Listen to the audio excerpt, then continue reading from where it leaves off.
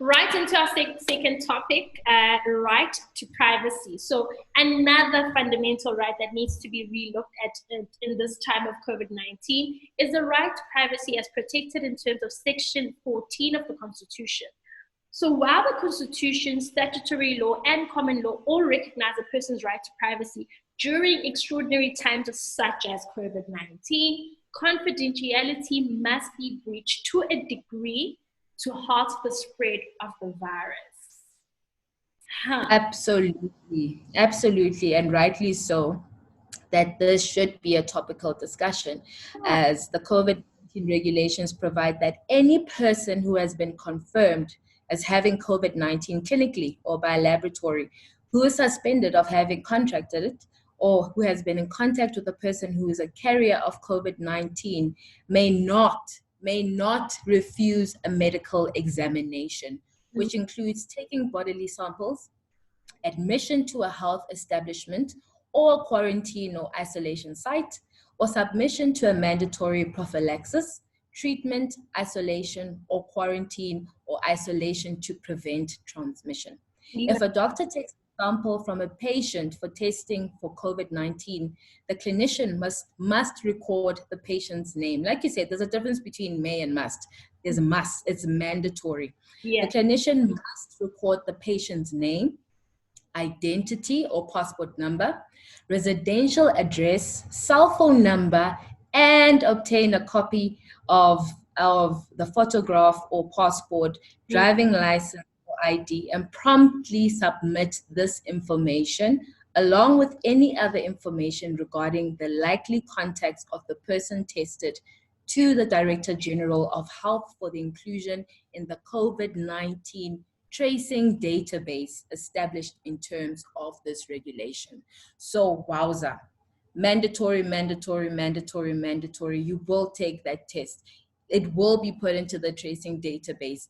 We're not asking for your consent. This is the law. This is what will happen. There's an obligation on the health system to make sure that it happens, and that's that. That's that.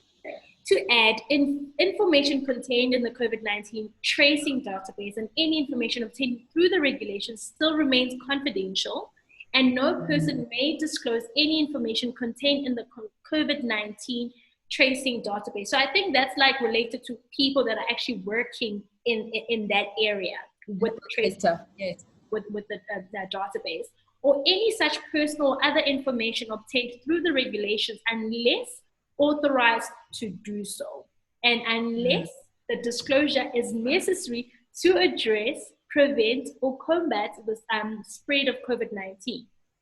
This is really key, as at the onset of COVID-19, I remember from the first reported and confirmed case, I think it was from Durban, and people in social media were asking that the person's names be revealed so that anybody who may have come into contact with such person would be aware and take necessary measures.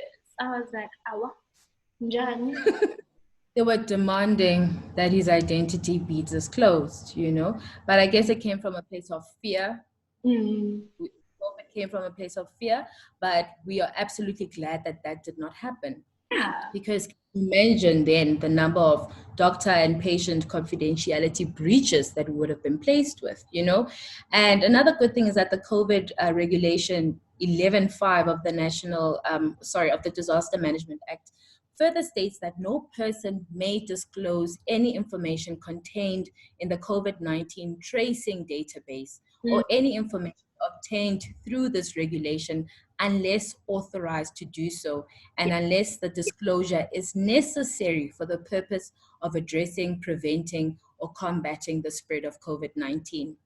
Any failure to comply with this is a criminal offense. Further, there's a duty on the medical practitioner to also tell their patients that any other information from their consultations that is not relevant to the COVID-19 preventative measures or necessary to be disclosed in terms of any other law will also be kept confidential. It's also important to note that a person's refusal or failure to subject themselves to the necessary medical examination, isolation, quarantine, or test may be regarded as reckless, and they could therefore be prosecuted for intentionally exposing others to the risk of COVID-19, to the COVID-19 virus. Imagine. And like, Imagine. I think in terms of Regulation 11.6 of same Act, to intentionally expose another person to COVID-19, such person may be prosecuted for an offense, a criminal offense, including assault, attempted murder, or murder. Imagine. Murder. If the person actually becomes a deceased because of you exposing them to it, then that is murder. It is murder, guys. It is. End up in hospital. It's attempted murder. Further, if falsely accuse another of having the virus, the Disaster Management Act Regulation 11.4 and 5 provide that any person who intentionally misrepresents that he or she or any other person is infected with COVID-19 is guilty of an offense, a criminal offense, and conviction liable to a fine or to imprisonment for a period not exceeding 6 months, or to both such fine and imprisonment. And you're not going to be part of the parole of 19,000 prisoners.